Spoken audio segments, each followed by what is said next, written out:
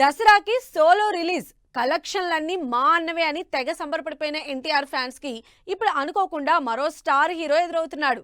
Tollywood star హీరోకి తోడు తమిళ super star కూడా పోటీ పడుతున్న ఈ దసరా సీజన్లో హైయెస్ట్ కలెక్షన్ల ఛాన్స్ ఎవరికి? కొన్నాళ్ల నుంచి దసరాని పెద్దగా పట్టించుకోవడం లేదు హీరోలు. అందరూ సమ్మర్కి లేకపోతే సంక్రాంతికే సినిమాల రిలీజ్ పెట్టుకుంటున్నారు. కానీ మరో హాలిడే సీజన్ అయిన దసరాని పెద్దగా కన్సిడర్ చేయట్లేదు. కానీ ఈసారి దసరా మాత్రం థియేటర్లలో దద్దరిల్లిపోబోతోంది. ఇప్పటివరకు దసరాకి సోలో రిలీజ్ అనుకున్నది కాస్త బిగ్గెస్ట్ స్టార్ వార్ కాబోతోంది. ఎన్టీఆర్ వర్సెస్ రజనీకాంత్ గా దసరాకి థియేటర్లలో పోరు రసవత్తరం కాబోతోంది.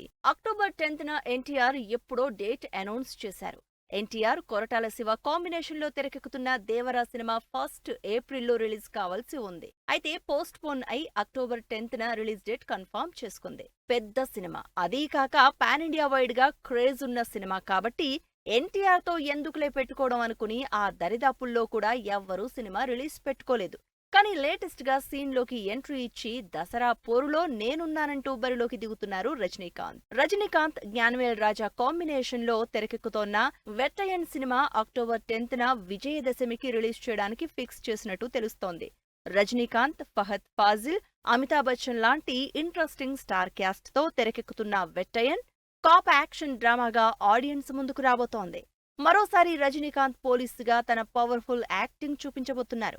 అసలు రజనీకాంత్, జ్ఞానవేల్ రాజా కాంబినేషన్ అంటేనే జనాల్లో ఫుల్ హైప్ ఉంది.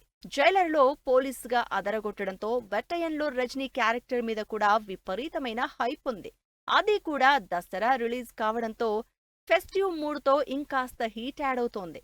ఇన్ని ఎక్స్పెక్టేషన్స్ ఉన్న రజనీ సినిమా దేవరతో పోటీపడి ఒకే రోజు అక్టోబర్ 10న రిలీజ్ అనేసరికి అసలు ఈ స్టార్ హీరోల మధ్య పోటీ ఏ రేంజ్లో ఉంటుందా అని వెయిట్ చేస్తున్నారు ఫ్యాన్స్.